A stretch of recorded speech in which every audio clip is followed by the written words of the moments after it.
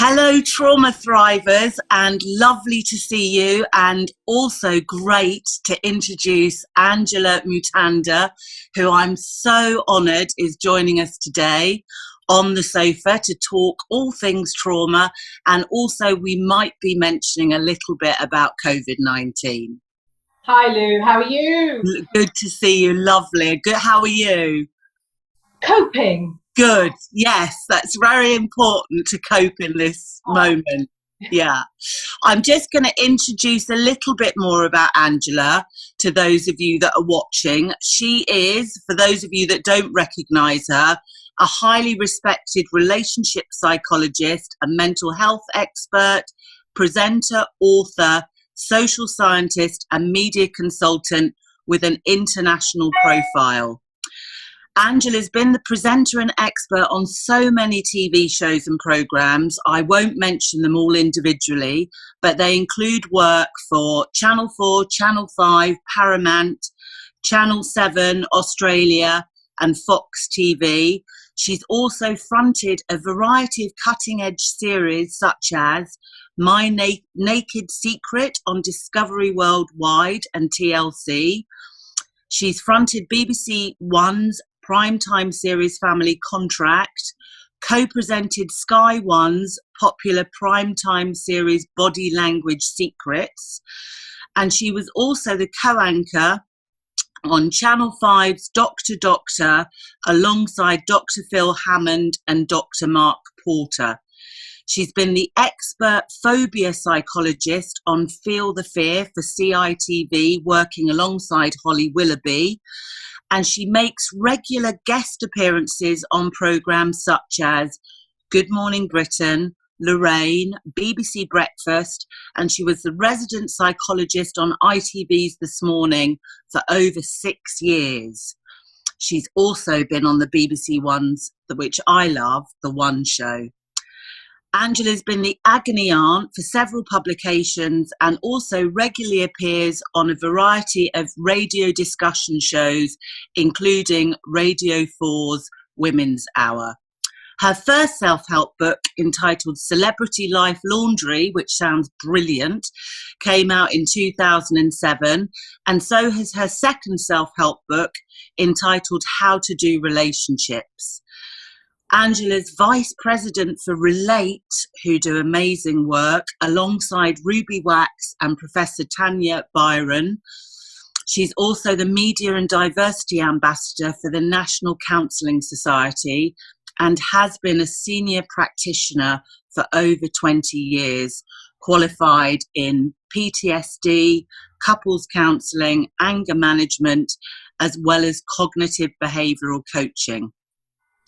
She also has a background in workplace and organisational psychology, outplacement and stress management, as well as previously being director of emotional intelligence in the workplace. So as you can see, quite a CV, and a long one and a very illustrious one. And for that, I'm truly grateful that she's joining us today to give us some of her knowledge and expertise on trauma. And as I usually do, I always start just with getting to know you a little bit and for the audience, and to ask about your own personal experience of trauma and how you got into psychology in the first place. Whoa. I know, not a big question at all. No, that's just a really tiny question. Yeah. First of all, thanks for the invite, Lou. Oh, thank you for joining. I'm so chuffed to do this with you today. Really am. Thank you. And it's really funny because when you suggested we do this, I hadn't really thought of myself as somebody, you know, working with trauma, my own trauma in that way, because I think people who've gone through trauma just deal with it. Yeah. And it's sort of normal. So having to break it down, I think I was traumatized before I was born. Wow. And I think in the soup of the amniotic fluid, I think that was my first introduction to trauma. Okay. My mum and dad got together very, like, my mum was sort of one of these women who was like, I want to do my own thing. She was very young. my grandparents were completely against my dad. They met in India. He was Ugandan, she's Indian. You know, never the twain shall meet at that time. Yeah. And so she was rebelling. And they basically said, if you get together with him, we're cutting you off. Oh. So she did her own thing, went to Africa with my dad, and I think realised she'd made a mistake. Yes. So I think at the time that she was pregnant, she was in the middle of, should I really have done this? This was a mistake. Then when I was a few months old, my dad had a road accident, a near fatal car crash, where the person he was in the car with died. I think my dad was a narcissistic, very vain man, and the surgeon in the hospital said to him, you're not going to attract the ladies anymore, because it had ripped his ear.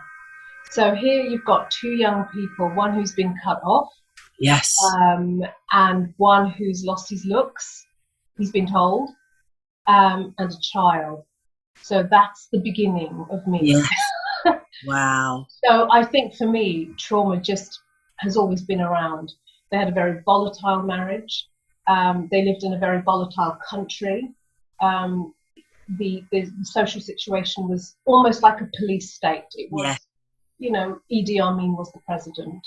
So it was... So stress all the time and loads of cortisol and yeah.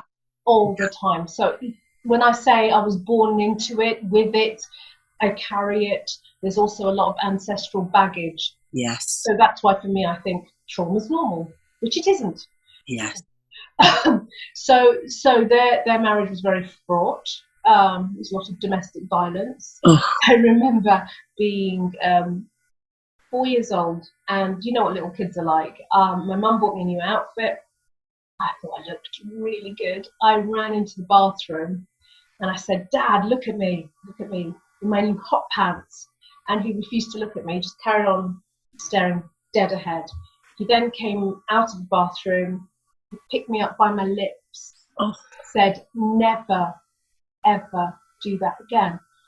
And that was my introduction into how to deal with somebody like him. So I was traumatized, but I went numb.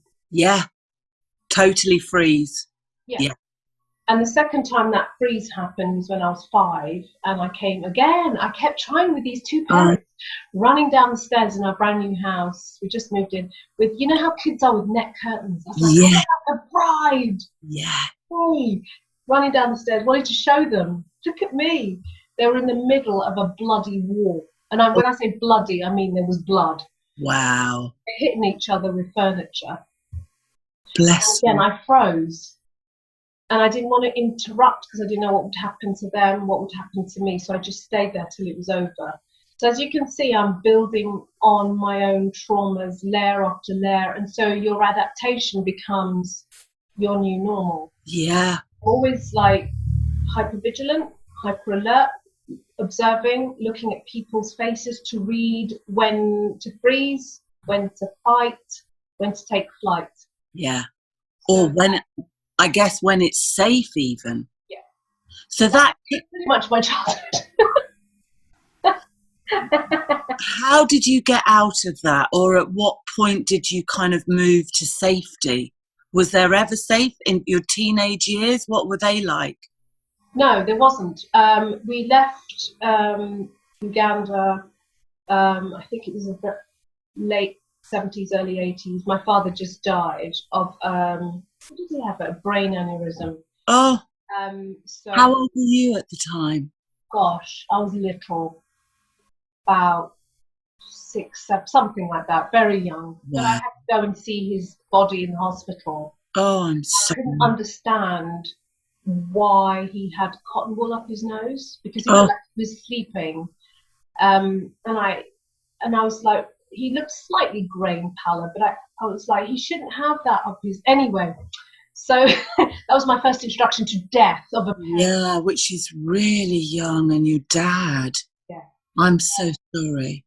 Yeah, but just look how I deal with it. Yeah, that's pretty much Yeah, whereas I'm really feeling it, actually. I feel really quite emotional for you. Okay, yeah. Interesting, isn't it? But it's normal. Yeah. It's not, but... Yeah. So then my mum had to kind of almost sneak us out of the country because she's Indian. We weren't allowed to leave the country, so she had to sneak us out. We left under the cover of midnight. We went via Paris, then we arrived in this country. My first instruction was to live in an old people's home. She knew no one. It was a friend's parent. So we were there for 2 weeks. Of course, I don't fit into an old people's home because I'm a noisy kid going, So we left there, then we lived in a hostel. So that was quite traumatic. I didn't realise I was traumatised. So I was probably acting out a lot. Yes. Probably angry, probably frustrated, probably not understanding how to fit into friendship groups. Yeah. All of that stuff. So we lived in this hostel, my mum and I, in a tiny little room. We'd come from a huge house to a tiny little room, and she was probably traumatized and stressed out. So the two of us together wasn't pretty. Yeah. So school was hard. She then very quickly remarried. Did she? Yeah, within, I'd say, about 18 months. Yeah, that's fast, isn't it? Very fast. She married a guy who, in my estimation, was a man-child. Yes. So then suddenly you've gone from this very almost claustrophobic relationship with your mother, where it's just the two of you in survival mode, to this third person who I did not trust at all. And I was right. Were you? Yeah. Good instincts about kids' instincts, hey? And early to who's safe and who's not. He wasn't safe. So there was also always a feeling of threat. Yes. Running just beneath the surface all the time. So those were my teen years. I had another child who, to me, was the most glorious thing ever. Because for the first time in my life, I thought, this baby, their baby, loved me unconditionally. So for the first time in my life, I was like, oh, that's what unconditional love is like. It's lovely. Yeah. And but I became the carer for the child. I became the person that everybody dumped their emotional stuff on, frustrations, physicality. I was beaten up a lot. And that was actually quite a theme of my childhood, was being beaten up a lot was normal. In fact, I remember, actually, if I take you back to when I was 5, my first day at primary school, I decided to walk home because I thought I knew the way, and was a very independent soul. And of course I got lost and found myself on the motorway. And actually, weirdly, my mum found me. She was in tears. She was like, what have you done? And when I went home, my dad beat me up. Oh.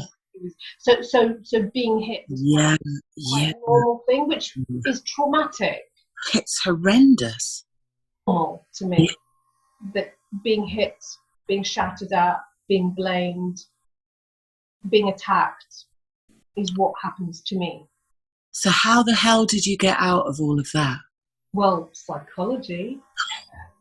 You sort of become, I mean, I'm very good at taking care of other people. Yes.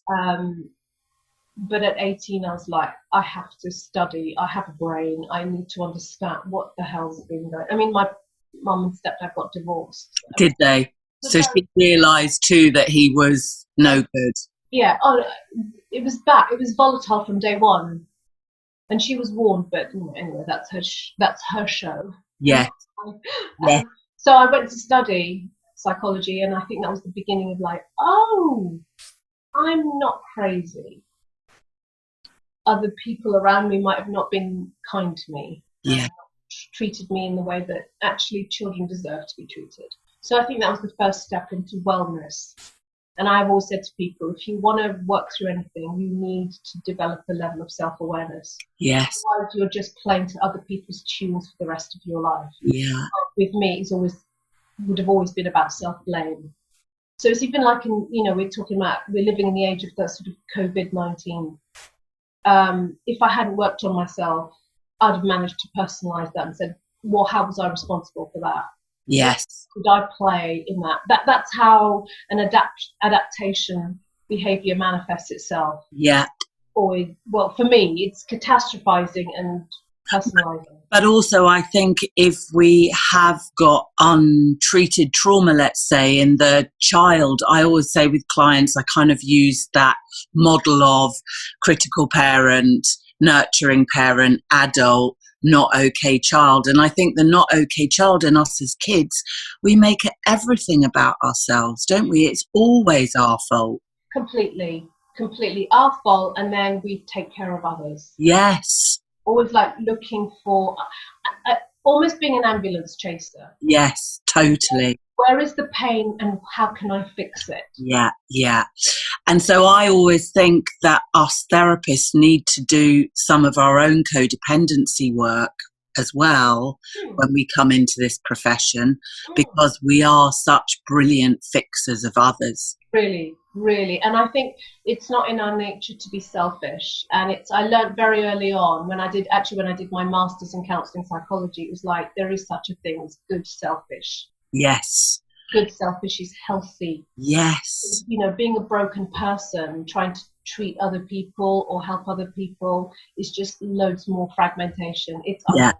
Yeah. And you're not actually trying to fix them. You're trying to fix yourself through them. Totally. It's not fair. No, it's not.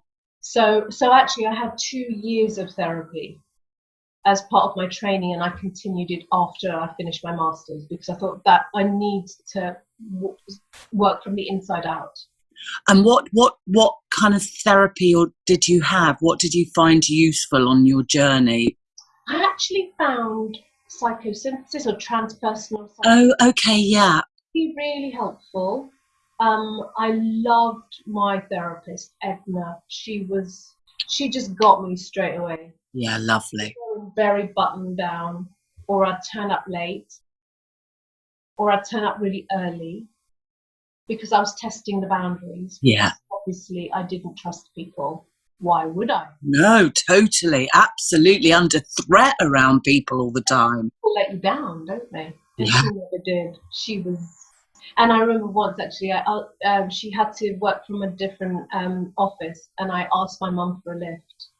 And it's the first time I've experienced my mother feeling absolute jealousy because she could sense that I was getting parenting from somewhere else. Really fascinating. Yeah, very fascinating.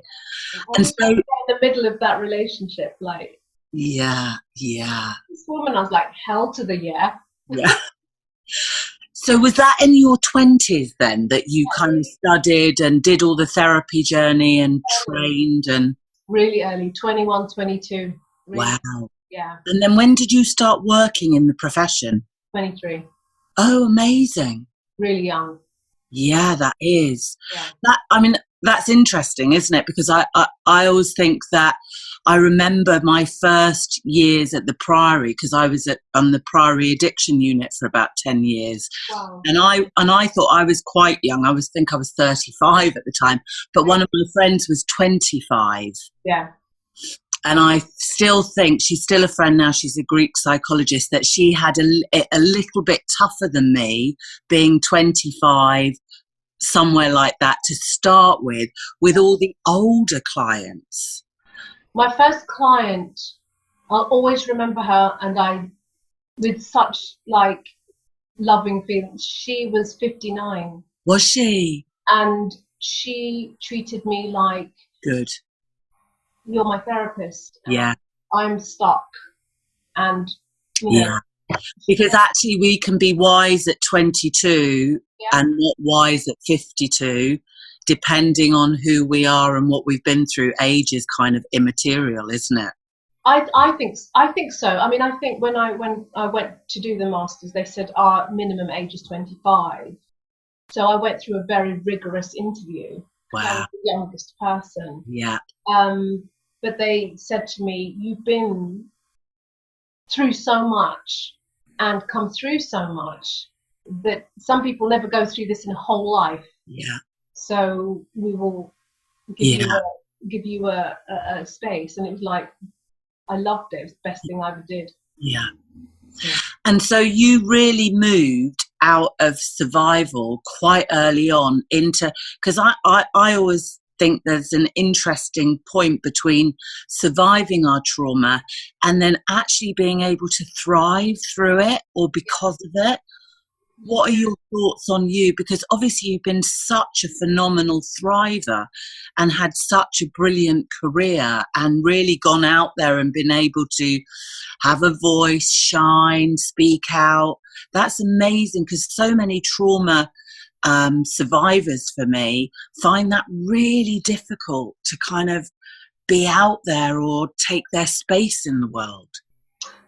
I mean, thank you for saying that. And I think it really depends on the trauma that you've been through. And I think for me, if you look at it as sort of, I think I have two narcissistic parents and a narcissistic step-parent. So I was properly surrounded. And Won't you just? Oh God, please, where are the exits? And I think because they scapegoated me, and I was also literally the black sheep of the family, because everybody else was like lighter skin, and there was a whole other layer of this, including a grandmother who said she's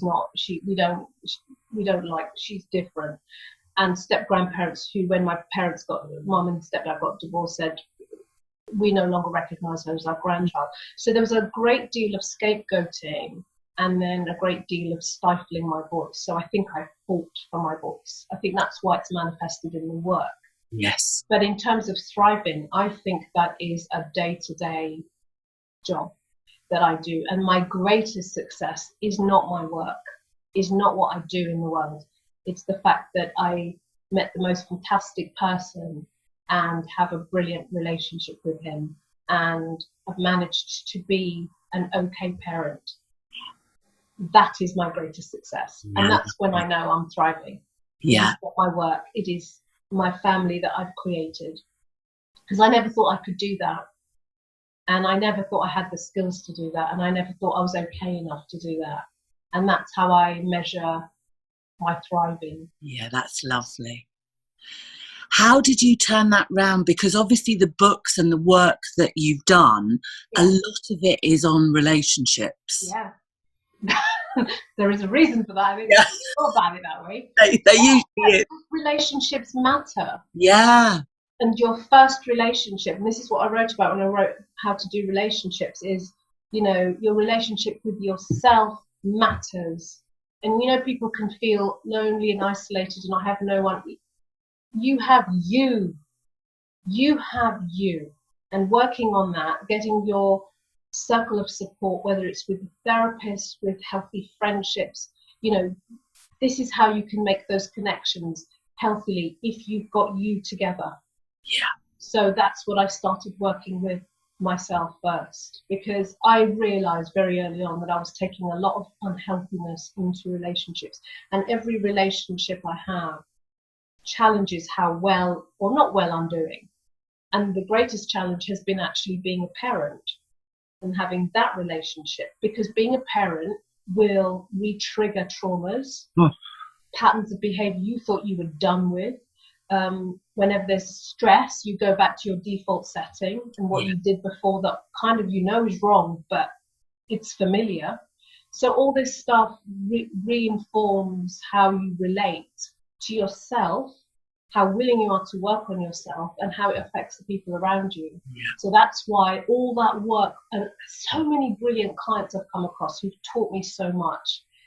Yeah. You know, my book, How to Do Relationships, is a collection of case studies and amalgamations of different people I've worked with. And, you know, they are brave. Just because I'm out in the world doing it, people who come into counselling, they are brave. They are so brave to come and sit in front of another human being and say, this is my pain, and this is what I've been through. I agree. This is what I want to work on. That takes courage. Yeah, and it does. Never, as therapists, underestimate how much courage it takes, even to pick up the phone and make an appointment. So I honour all of them. Yeah. That I do. So when I do some stuff on television or whatever, it's them I'm always honouring. I'm always aware that those are the people who are the brave souls to inform our work. Yeah, they do. Yeah, they It's do. the internal journey, isn't it? And making that internal journey. And in a way, that's why I think that if we can reframe this self-isolation at the moment, Yes. and start to say to people, this could be a really good time for you. Yeah. And You there's know, so many resources, like your resource is fantastic to connect in that way, yeah, to read. There's so many things on YouTube that you just go, right, I'm yeah, going to work on me. yes, And I'm going to go to the best people I know to do that yeah, online and connect in that way and just start that process. yeah, And really be kind to yourself during this. It's a tough, challenging period for all of us. yeah. It's a really important time as well because time has actually been suspended. It has. So you can rewrite how you're going to spend your time and what you're going to work on and give yourself a structure and routine on how you're going to feed your soul. Yeah, What matters? yeah. And people out there listening to this who don't really want to be on their own, who don't like their own company, who don't enjoy solitude, or being quiet, because without those external distractions, some people go, oh my god, I can't face myself for 12 hours a day. What would you say to those people? What tips can we give them just to start? Because I think that point you made about awareness is really crucial as well. It is. I mean, it is a hard time to work on yourself when you can't distract yourself as well. So I think being kind to yourself. I think sometimes we've got, I can't stand my own company. All right, but just be kind to you while you're not standing your own company. And it is even doing nice things for yourself, like watching films you want to Yeah, enjoy, reading books you haven't had time to catch up on. These are healthy distractions, but they're also about feeding yourself. So you're indirectly taking care of yourself. And then connecting with people who are positive and hopeful and supportive. yeah, These are other ways of being kind to yourself. So you might go, oh, I can't bear me. But just by the very doing of that, you are bearing you in a healthier way. yeah. What are your plans for the next few weeks on, this self-isolation? Have you got much work on? Are you still seeing clients or? I'm seeing clients in an online way as Yeah, much as me I can. too. I mean, Yeah. I've got my family at home with me, so it's not quite total shutdown. Yeah. I think I'm taking it on a day-by-day basis. I also know that this too will pass, so but I think just taking it day by day and slowing myself down is good for my mental health. Yeah. I'm also limiting how much news I watch. Yeah, totally. That's not helpful. There's a lot of social media conspiracy theories. So if I want my information, I'll go to WHO or UNICEF. So it's just kind of keeping it like that, but having a structure. I've decided, because we've had a piano sat in the study for 10 years for my daughter, I'm going to learn. Oh, amazing. Amazing. Brilliant idea. Because you know what? She can do it. And I'm always looking at her going, and she's like, you've got to practice, Mum. So I'm going to try a new skill. Fantastic. And I also absolutely love exercise videos. Do you? I've got no coordination, so I'm gonna break that down. I'm gonna learn something new. This is what I'm gonna do. Yeah, brilliant. Let's do it. Yeah, totally the right time. And then next in line for you, when we are able to get out there again, what are the plans for you? Oh, well, we were hoping to go on holiday, which we can't do. So we've got to put on the very back burner. I am in the middle of filming a new show. Are you? All about anger. Oh, amazing. So we've filmed half of it. So okay. Trying to get through the rest of it. So that's quite interesting. Yeah. Is anger and addiction. Very interested in that. Yes, so fascinating. I'm sort of working on that. So there's lots that I'm doing. Yeah. But I'm also trying to do things that are fun. Yeah, good stuff. I'm fascinated to ask, and I hope you don't mind me asking. What's your relationship like now with your mum? I don't speak to her. Right. I haven't spoken to her for I want to say 12 years. Yeah. But I have to say there was she rang me a couple of years ago. Okay. And I didn't really want, it's self-preservation. Yes, totally. Because it's a toxic relationship. Yeah. Yeah. Very toxic. And it was affecting my mental health. Yeah. So I have to, for self-preservation, the preservation actually, what started this for me, not speaking to her, because she's very volatile. It was actually my daughter.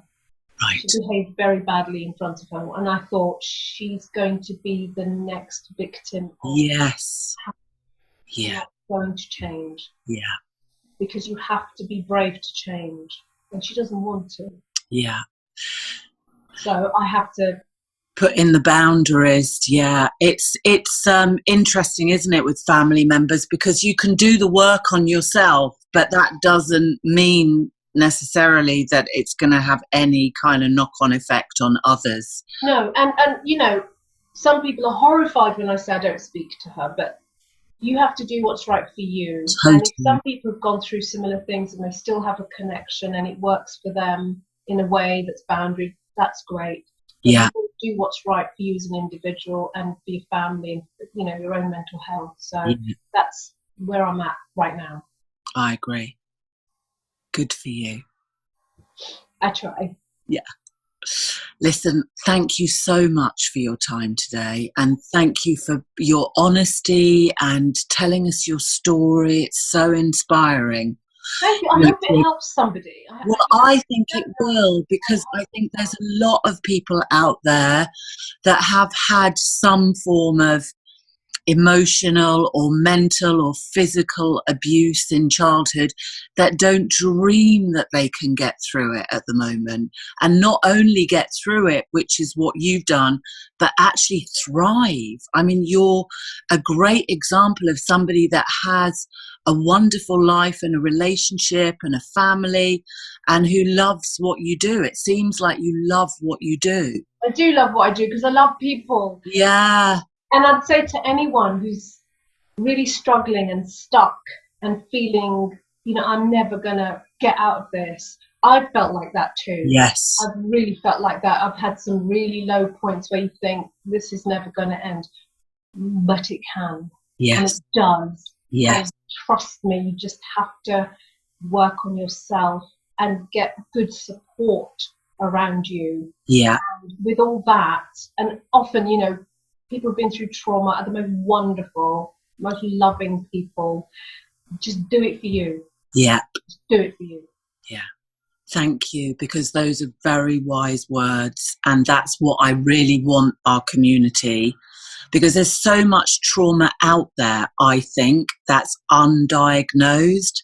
So I think that we're really good in the UK at kind of looking at eating disorders or addiction or anxiety or depression. But actually, if we look underneath it, for me, a lot of that stuff is just symptomology. It's not actually the cause. Yeah. I think that you're right. I think that we are becoming more traumatized, and we have to also be careful about that ripple effect of trauma. Yes. Because it can feed into other things. Like at the moment, I think, with this COVID-19, I think there's a lot of that, re-triggering people's trauma and what's going to happen. So I agree. I think it's such important work that you do. Yes. To flag it up and look at how you can positively change that. And maybe also how we can do it. And I'd love to speak to you at another time about this, but how we can make trauma collectively more available to the masses. Because I think there are so many people that I know, and I know on my own personal journey, all of my resources went into my healing journey. Yeah. Yeah. And one-to-one therapy, as we know, is expensive. You're right. So I suppose my mission is I'd love to make Trauma Thrivers into an online program where collectively we could kind of help a lot more people. Yeah, that's a great idea. Rather than the one-to-one, because not everybody's got the resources to fund their own trauma healing journey. You're right. Do it, Lou. Yes, I'm on a mission. That's my mission. Fantastic. Yeah. But listen, for Trauma Thrivers today and for your time too, I just want to say thank you. Thank And you. I'll put all the website and everything up and your books for people so that if anybody wants to know more, and please let us know about the anger series when it comes out so I can tell everybody about it, because I'm sure there'll be a few interested people in the group that want to look at their anger. Yeah. Thank you, Lou. You've been amazing. Thank you. Thank you for telling me and sharing. And we'll catch up very soon. Great stuff. All right. Take care.